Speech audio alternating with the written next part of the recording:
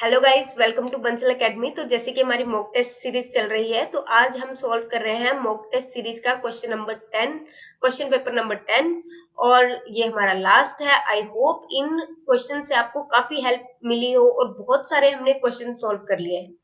ठीक है, तो ये आपको हेल्प करेंगे एग्जाम में भी कि किस लेवल के क्वेश्चन आएंगे।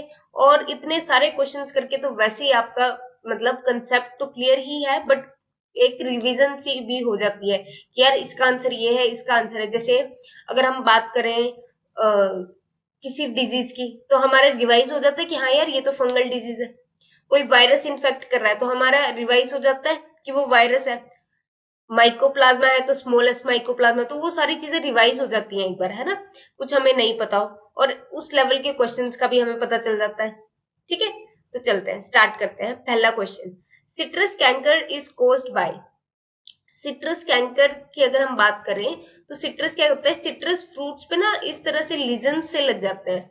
मतलब इसको अगर आपने कभी देखा हो तो ऐसा लगता है जैसे सीमेंट चिपक गया हो। तो ये क्या करता है, क्वालिटी एंड क्वांटिटी दोनों पे इफेक्ट डालते हैं फ्रूट की। Quality and quantity both are affected. ठीक है, तो इससे क्या होता है, मतलब हमारी जो क्रॉप है, क्रॉप रख लो, प्लांट रख लो, प्लांट खराब हो जाएगा, राइट। अब कॉजल ऑर्गेनिज्म कौन है, बैक्टीरिया। कौन सा बैक्टीरिया, ज़ैंथोमोनास बैक्टीरिया, ये इन्फेक्ट करता है। हमारा आंसर है Xanthomonas. Next, disinfection is a treatment which is given when seed is. अच्छा, डिसइंफेक्शन। अब यहाँ पे डिसइंफेक्शन आ गया। डिसइंफेक्शन मतलब इन्फेक्शन को, पहले इन्फेक्शन हो चुके हैं उसको हटाना, बीमारी हुई है उसका इलाज करना। अब अगर ये तो वही बात होगी भाई, हमें बीमारी है नहीं, दवाई खाओ। हम क्यों खाएं भाई, हम क्यों इलाज करवाएं जब हमें बीमारी ही नहीं है। तो जब बीमारी होगी, जिस जिस बंदे को बीमारी होगी उसी का इलाज करेंगे, उसी को डिसइंफेक्ट करेंगे। ठीक है, तो हमारा क्वेश्चन यही है और आंसर क्या है, already. Disinfection is a treatment which is given when seed is already disinfected. अगर पहले से ही वो ठीक हो चुका है तो उसको बीमार करना है फिर से, डिसइंफेक्शन देके, साइड इफेक्ट करवाना है दवाई देके, है ना। चलिए नेक्स्ट, ऑलरेडी इन्फेक्टेड, हाँ बिल्कुल, अगर इन्फेक्टेड है तभी उसका ट्रीटमेंट करेंगे। ऑलरेडी प्रोटेक्टेड, अगर उसको प्रोटेक्ट कर लिया गया है फिर उसको डिसइंफेक्टेंट की जरूरत क्या है। तो हमारा सेकंड वाला सही हो जाता है। ठीक है, next, soil inhabiting pathogens can be killed by. अब सॉइल इनहेबिटिंग, सॉइल में अगर पैथोजन है, सॉइल में बहुत सारे पैथोजन हो सकते हैं। मान लो पिछली एक क्रॉप लगा रखी है मैंने, ठीक है, कनक लगा रखी है, उसमें फंगस लगी, पक्सीनिया लगी। ठीक है, पक्सीनिया ने उस पर अटैक कर दिया। अब नेक्स्ट सीजन तक मान लो सॉइल में उसके स्पोर्स रह गए कहीं, तो उसको हटाना पड़ेगा ना, उस सॉइल को हमें साफ करना पड़ेगा। अब वो सॉइल साफ कैसे करेंगे, सॉइल ट्रीटमेंट, बिल्कुल सॉइल को ट्रीट करेंगे। ठीक है, सॉइल हीट करके भी हो सकता है। सॉइल केमिस्ट्री, केमिस्ट्री मतलब केमिकल्स डाल के भी कर सकते हैं हम। ठीक है, तो ये सारा मतलब हीट करके इसलिए क्योंकि मैक्सिमम टेम्परेचर पर क्या होता है, काफी सारे पैथोजन की डेथ हो जाती है। अब ये अलग अलग ट्रीटमेंट है। Next, time between infection and disease appearance is. अगर हम बात करें इन्फेक्शन एंड सिम्टम्स, यहाँ पे बात हो रही है infection and symptom. Disease appearance मतलब सिम्टम्स। डिजीज हमें कब दिखती है, जब सिम्टम्स दिखने लगते हैं, राइट। तो उस टाइम पीरियड को क्या बोल देते हैं, इंक्यूबेशन पीरियड। जब तक इन्फेक्शन हुई है और सिम्टम दिखने तक टाइम पीरियड को क्या बोला जाता है, इंक्यूबेशन पीरियड। पेरिनेशन क्या होता है, पेरिनेशन होता है किसी में पेनिट्रेट करना, तो ये आई थिंक ये तो नहीं है। इंक्यूबेशन बिल्कुल। पैरासिटिज्म तो पैरासाइट को अटैक करना, पैरासिटिज्म उसको बोलते हैं किसी पे हावी होना, किसी से न्यूट्रिशन लेना और उसको नुकसान पहुंचाना, उसको पैरासिटिज्म बोलते हैं। तो हमारा आंसर है incubation, right. Next, late blight of potato is caused by. हमें पता है late blight of potato, potato बहुत ज्यादा खराब हो जाता है ये। ठीक है, और पोटैटो पे ये डिजीज बहुत कॉमन है, पोटैटो पे एक बड़ा बुरा इफेक्ट डलता है और जो पोटैटो को अफेक्ट करती है वो फंजाई, ग्रोथ पे, लीव्स पे, बर्ड्स पे हर जगह इफेक्ट होता है इसका, और पूरी की पूरी क्रॉप खराब हो जाती है, इतना भयंकर अटैक होता है। तो हमारा आंसर क्या है, फाइटोफथोरा इन्फेस्टेंस, ये वाली फंजाई है जो अटैक करती है किस पे, आलू पे। चले आगे। Next, food spoilage is mainly due to, जितना भी हमारा खाना होता है वो खराब कैसे होता है, अगर हम उसको फ्रिज से बाहर रख दें, फ्रिज रख दें तो लोअर टेम्परेचर मिल जाता है तब वो खराब नहीं होता, गर्म कर लें तब भी खराब नहीं होता, हाई टेम्परेचर दे दिया जाता है, राइट। अब जब खाना हमसे बाहर रह जाए, कहीं गर्मियों के मौसम में बाहर रह जाए या बारिश के मौसम में बाहर रह जाए तो वो क्या होता है, खराब हो जाता है। तो अटैक करने वाले ऑर्गेनिज्म कौन होते हैं, जनरली बैक्टीरिया एंड फंजाई, जो हमारे खाने का टेस्ट खराब कर देते हैं। ठीक है, और कौन कौन से बैक्टीरिया हैं यहाँ पे, सैल्मोनेला एंड ल्यूकोनोस्टॉक, ये मेनली बैक्टीरिया है जो क्या कर रहे हैं, अटैक करते हैं किस पे, खाने पे। ठीक है, चलिए नेक्स्ट, सूडोमोनास, एक्ट्रोमोबैक्टर एंड फ्लेवोबैक्टीरियम आर, ये तीनों बैक्टीरियाज हैं। अब बैक्टीरियाज के भी अलग अलग लेवल्स हैं, ठीक है। मीजोफाइल्स उन बैक्टीरिया को बोलते हैं जो नॉर्मल टेम्परेचर पे रह लेते हैं, फूड स्पॉइलेज करते हैं, हाँ फूड स्पॉइल तो करेंगे भी ये, क्योंकि नॉर्मल टेम्परेचर पे जो रह रहे हैं, हमारा खाना बाहर रह जाए तो क्या होगा, अटैक कर देंगे, खाना खराब, पूरा का पूरा खाना खराब हो जाता है, स्मेल आने लग जाती है। ठीक है, उसके बाद सिक्रोफाइल्स रिस्पॉन्सिबल फॉर टिश्यू डैमेज, सिक्रोफाइल्स क्या होते हैं, ये होते हैं ऐसे बैक्टीरिया जो लोअर टेम्परेचर पे और इजीली सरवाइव कर जाते हैं, which can survive about lower, मतलब लोअर टेम्परेचर पर इजीली सरवाइव कर जाएंगे, उसको सिक्रोफाइल्स बोलते हैं। ठीक है, ये टिश्यू डैमेज के लिए रिस्पॉन्सिबल होते हैं, टिश्यूज डैमेज करते हैं। नेक्स्ट है thermophiles, responsible for death of tissue, thermophiles क्या होते हैं, जो हाई टेम्परेचर को इजीली झेल रहते हैं, हाई टेम्परेचर में इनको कोई असर नहीं होता, उनको थर्मोफाइल्स बोलते हैं। तो ये जो तीनों बैक्टीरियाज हैं ये क्या है, सिक्रोफाइल्स, मतलब लोअर टेम्परेचर पर रहते हैं। क्लियर, चलते हैं आगे। Which of the following is used as an antibiotic, antibiotics होती क्या है, एंटीबायोटिक इसके नाम से पता चल रहा है, एंटीबायो मतलब एंटीबैक्टीरियल, राइट, एंटीबैक्टीरियल है। और वो कौन कौन हो सकती है, पेनिसिलियम, बिल्कुल पेनिसिलियम फर्स्ट जो एंटीबायोटिक बनी थी वो पेनिसिलियम फंजाई से बनी थी, जो पहली एंटीबायोटिक बनी थी। ठीक है, और पोलिस्टिक्टस, इससे भी एंटीबायोटिक बनती है, एस्परजाइलस, इन तीनों से एंटीबायोटिक्स बनती है अलग अलग। ठीक है, जितने भी हमारे होते हैं स्ट्रेप्टोमाइसिन, एजिथ्रोमाइसिन, ये सारे एंटीबायोटिक्स होते हैं, राइट। गले पे अटैक होता है, गला खराब हो जाता है, एजिथ्रोमाइसिन देते हैं डॉक्टर, तो उससे क्या, वो भी क्या करता है, बैक्टीरिया पे अटैक करवाता है। तो ऑल ऑफ दीज है हमारा आंसर।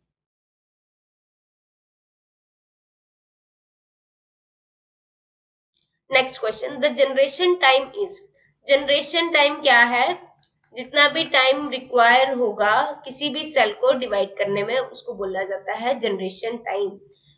एक सेल से दो सेल बनने में जितना टाइम लगेगा that is known as generation time. ठीक है, the total division of the cell during its life time, बिल्कुल नहीं, the total number of cells form, बिल्कुल नहीं, नन ऑफ दीज नहीं, the time required for the cell to divide, right. Next, in bacteria the increase in population is in the manner, bacteria की बात करें, एक से दो बनते हैं, ठीक है, दो से चार बनते हैं, चार से आठ बनेंगे, इस ग्रोथ को क्या बोलते हैं, ज्योमेट्रिक ग्रोथ, इस ग्रोथ को क्या बोल देते हैं, ज्योमेट्रिक ग्रोथ, राइट।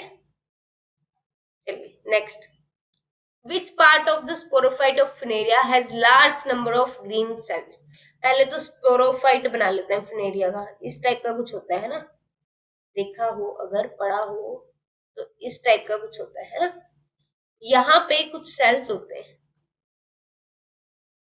वो क्या होते हैं, फोटोसिंथेटिक होते हैं, ग्रीन होते हैं, फोटोसिंथेटिक होते हैं।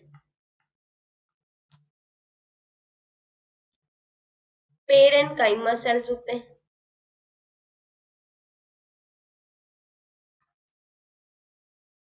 ये क्या है? फुट, ये basically seta, and this whole is capsule. तो हमारा आंसर क्या हो जाता है यहाँ पे? ये चीज जो होती है ये वाली एपोफाइसिस है, ये इसको एपोफाइसिस बोलते हैं। 3 पार्ट्स में फिनेरिया का स्पोरोफाइट डिवाइडेड होता है और इस पार्ट को क्या बोलते हैं? एपोफाइसिस। तो ये है हमारा answer. Next, the trabecula in Funaria capsule are. अच्छा, फिर से फिनेरिया आ गया तो बना ही लेते हैं फिर से फिनेरिया के स्पोर्स को। राइट, स्पोरोफाइट कुछ इस तरह का होता है, ठीक है। अब अगर बात करें हम, तो यहाँ ना कुछ इस टाइप से सेल होते हैं।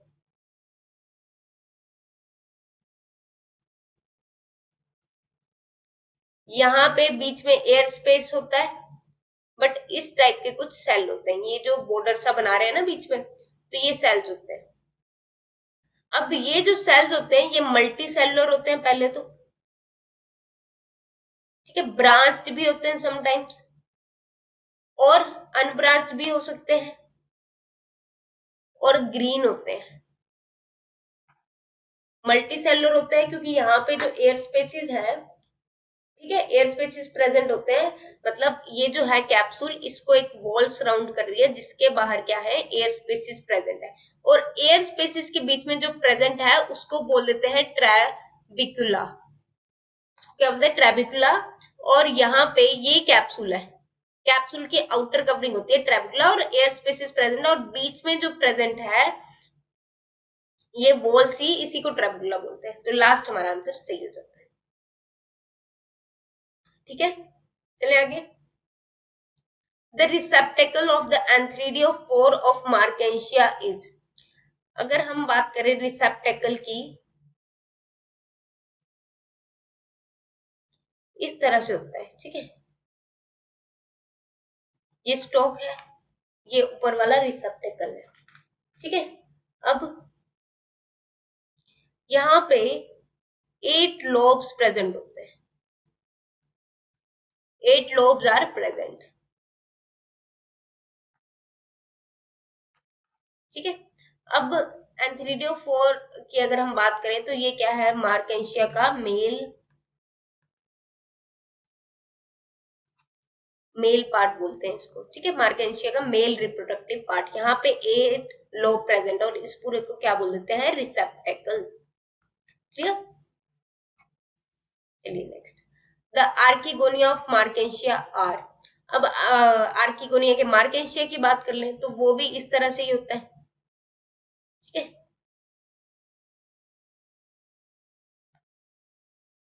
राइट, अब इसमें भी ये, इसको हम, इस पोजीशन को हम बोल देते हैं इन्वर्टेड, ठीक है। इन्वर्टेड शेप है इसकी, और 8 रोज में प्रेजेंट होता है, ठीक है। 8 रोज आर देयर। तो हमारा ये वाला आंसर हो जाता है। Next, the spore sac in Funaria is. अभी हमने फिनेरिया का डायग्राम इतनी बार कर लिया है, एक बार और से ही फिर, ठीक है। इस तरह से कुछ होता है स्पोर सैक, ठीक है। अब ये वाला स्पोर सैक है, और ये एक ही होता है। फिनेरिया की बात करें तो स्पोर सैक कितना है? एक ही है। Next, which one of the following group of plants has tracheids but not vessels? Vessels की बात करें तो वेसल्स सिर्फ किसमें प्रेजेंट है? एंजियोस्पर्म्स में, और कुछ सम जिम्नोस्पर्म्स में। वेसल थोड़े एडवांस, मतलब थोड़ी एडवांसमेंट की तरफ आ जाता है। तो ब्रायोफाइट्स की अगर हम बात करें, ब्रायोफाइट्स में ये ट्रेकाइड वेसल्स होते किसमें? वैसे जाइलम का पार्ट है ना, वेस्कुलर टिश्यू का पार्ट है। अब वेस्कुलर टिश्यू वेस्कुलर प्लांट्स में होंगे। ट्रैकियोफाइट्स इनमें से कौन से हैं? टेरिडोफाइट से स्टार्ट होते हैं ट्रैकियोफाइट। टेरिडोफाइट्स हैं, एंजियोस्पर्म्स हैं, जिम्नोस्पर्म्स हैं। एंजियोस्पर्म से पहले जिम्नोस्पर्म लिखते हैं क्योंकि gymnosperms are not that advance like angiosperms. Angiosperms are more advanced, सबसे एडवांस्ड ही एंजियोस्पर्म्स है। तो ये तीनों सिर्फ हैं ट्रैकियोफाइट्स, मतलब वेस्कुलर बंडल्स इन्हीं में प्रेजेंट है, बाकियों में है ही नहीं। अब टेरिडोफाइट्स में क्या होता है? अब एडवांसमेंट की तरफ जाएगा तो वेसल्स सब भी एडवांस है, तो वो एंजियोस्पर्म में प्रेजेंट होता है, बट टेरिडोफाइट्स में नहीं होते, कुछ जिम्नोस्पर्म में प्रेजेंट होता है। और यहाँ पे देखो ऑप्शन में थैलोफाइट्स भी लिखा है। थैलोफाइट्स क्या होते हैं? थैलोइड ऑर्गेनिज्म, जैसे एल्गी हो गया, फंजाई हो गया, जिसकी मतलब body is not differentiated into root, stem and leaves, उसको हम क्या बोल देते हैं? थैलोफाइट्स। तो हमारा आंसर क्या है इसका? टेरिडोफाइट्स। चले आगे। द स्लेजिनेला शोज, अच्छा, स्लेजिनेला के लीव्स के बारे में बात हो रही है। स्लेजिनेला पहले तो है क्या? एक टेरिडोफाइट है, फर्न है, मतलब टेरिडोफाइट है, फर्न है, ठीक है। अब इसके जो लीव्स हैं वो इस तरह से स्पाइरली अरेंज्ड रहते हैं, ठीक है। इसको क्या बोल देंगे फिर? इसके लीव्स को बोल देते हैं माइक्रो और मैक्रोफिलस। माइक्रो और मैक्रोफिलस के लीव्स को क्या बोल देता है? माइक्रो और मैक्रोफिलस। तो हमारा आंसर ए सही हो जाता है। Next, the antherozoids of ferns are, अच्छा, एंथ्रोजोइड्स क्या होते हैं? पहले तो मेल गेमीट्स होते हैं। मेल गेमीट्स जो होंगे फर्न के, वो कैसे होते हैं? इस तरह की एक तो शेप होती है उनकी, ठीक है। ये शेप है स्पाइरल। कैसी शेप हुई? स्पाइरल। और इसी शेप पे क्या है? सीलिया प्रेजेंट है, फ्लैजेला प्रेजेंट है।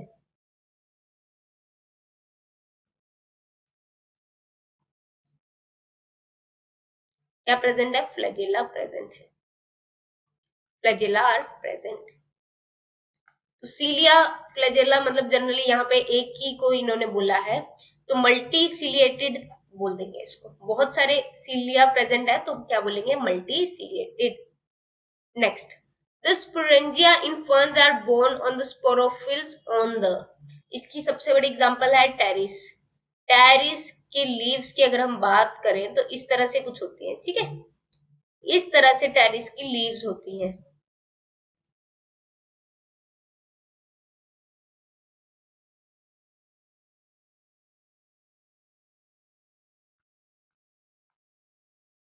मतलब वेनेशन नहीं होती एग्जैक्टली exactly। और इसके अगर उल्टा कर देना इस पत्ते को, हम उल्टा कर दो इस पत्ते को, तो इसके नीचे क्या है? स्पोर्स प्रेजेंट है।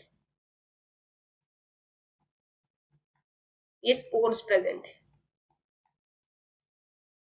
स्पोरेंजिया मतलब जिसको बोलेंगे, इसके अंदर स्पोर्स होते हैं। स्पोरेंजिया प्रेजेंट है और स्पोर, उल्टा कर देंगे मतलब डोर्सल साइड, डोर्सल साइड होगी, बैक साइड होगी, बैक्सियल साइड होगी, ये सारी सेम है, ठीक है।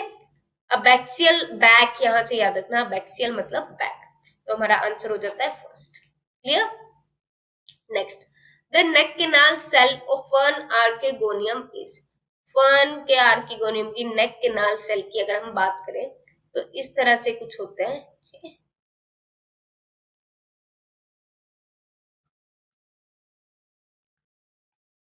इस तरह से कुछ होता है। और यहाँ क्या है? दो न्यूक्लियस और इस तरह से, मतलब नेक कैनाल सेल कैसे है?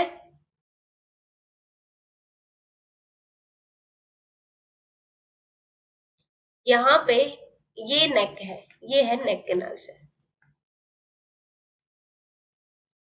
बाई न्यूक्लिएटेड है, दो न्यूक्लियस है, सिंगल सेल्ड है। तो वन सेल्ड हमारा आंसर क्या हो जाएगा? One celled binucleate. Archegonium क्या होता है यार? आर्किगोनियम, ये सुन लो, आर्किगोनियम क्या है? फीमेल गेमिटोफाइट, उसको आर्किगोनियम बोल दिया जाता है, ठीक है।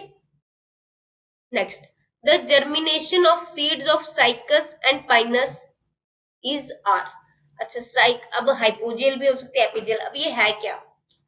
अगर तो सीड, जैसे ये है सीड, जनरली हमने देखा होता है इस तरह से प्लांट हम देखते हैं, इस तरह से प्लांट उगता है जो हमारी नॉलेज में, राइट, ऐसा ही होता है, ये नीचे ही रहता है।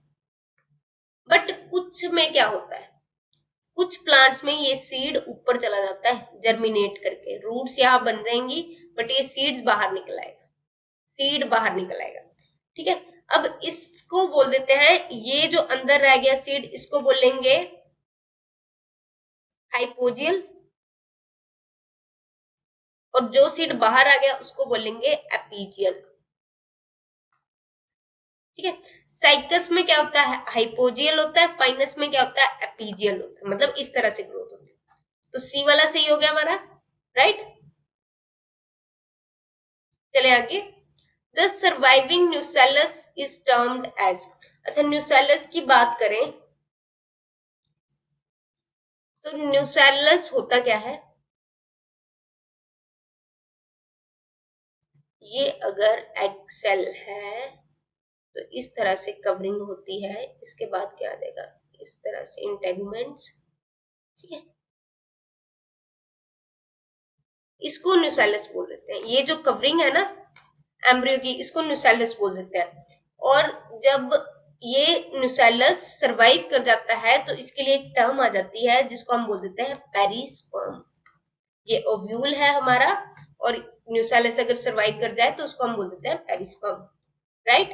Next, endosperm in gymnosperm is. Gymnosperm की अगर हम बात करें ना तो एंडोस्पर्म कब बनता है, बिफोर फर्टिलाइजेशन। एंजियोस्पर्म की तरह नहीं होता है। बिफोर फर्टिलाइजेशन मतलब कैसा रहेगा, फर्टिलाइजेशन के बाद तो डिप्लॉइड हो जाएगा, बिफोर फर्टिलाइजेशन हैप्लॉइड रहेगा। बट यही अगर हम एंजियोस्पर्म्स की बात करें तो एंजियोस्पर्म क्या होता है, में क्या होता है, जो एंडोस्पर्म होता है वो ट्रिप्लॉइड हो जाता है। ट्रिप्लॉइड एंडोस्पर्म क्योंकि दो पोलर न्यूक्लियाई से मेल गैमीट आके फ्यूज कर जाता है, मेल न्यूक्लियाई फ्यूज कर जाता है, तो एंजियोस्पर्म का कैसा होता है, ट्रिप्लॉइड एंडोस्पर्म। वहीं अगर जिम्नोस्पर्म की बात करें तो बिना फर्टिलाइजेशन के है, फर्टिलाइजेशन से पहले है तो वो क्या हो जाएगा, हैप्लॉइड। तो हमारा आंसर क्या है, हैप्लॉइड। ठीक है, चलिए आगे। One of the following is a pre fertilization structure in gymnosperm. Gymnosperm में अभी अभी हमने बात की, प्री फर्टिलाइजेशन मतलब फर्टिलाइजेशन से पहले, राइट, बिफोर फर्टिलाइजेशन कि अगर हम बात करें जिम्नोस्पर्म्स में तो क्या होता है, एंडोस्पर्म पहले से ही रहता है, मतलब फर्टिलाइजेशन के बिना बनता है, तो ये क्या होता है, हैप्लॉइड। अभी अभी हमने किया जिसे, तो हमारा आंसर हो जाता है endosperm. Next, which one of the following characters is common in fern and cycas. इनमें से कौन सा कैरेक्टर कॉमन है फर्न एंड साइकस में से। सेकेंडरी ग्रोथ, फर्न में, फर्न क्या है, टेरिडोफाइट। सेकेंडरी ग्रोथ टेरिडोफाइट में कैसे हो सकती है, सेकेंडरी ग्रोथ तो काफी एडवांस चीज है, राइट। तो टेरिडोफाइट्स में सेकेंडरी ग्रोथ नहीं होती। साइकस की बात करें हम तो ये तो कट हो गया, ठीक है। नेक्स्ट, स्पोरोफिल, स्पोरोफिल साइकस में नहीं होता। उसके बाद circinate vernation and compound leaves. Circinate vernation क्या होते हैं, इस तरह से क्वाइलिंग हो जाती है लीव्स की, ठीक है, इस तरह से क्वाइल होना उसको बोल दिया जाता है सर्सिनेट वर्नेशन। अब कंपाउंड लीव्स क्या होती हैं, कंपाउंड लीव्स मतलब इस तरह से एक लीफ है और ये लीफलेट्स में डिवाइडेड है, इसको बोल देते हैं कंपाउंड लीव्स। तो साइकस में बिल्कुल ऐसा होता है और फर्न्स में भी ऐसा ही होता है, ठीक है। तो हमारा आंसर क्या हो जाता है, circinate vernation and compound leaf. Secondary growth फिर से दे दिया इन्होंने, आंसर सी। चलिए फिर मॉक टेस्ट नंबर 10 के हम 25 क्वेश्चंस हमने कर लिए हैं। नेक्स्ट के क्वेश्चन अगली वीडियो में आपको मिल जाएंगे। चलिए फिर, थैंक यू, मिलते हैं अगली क्लास, अगली वीडियो में। ओके।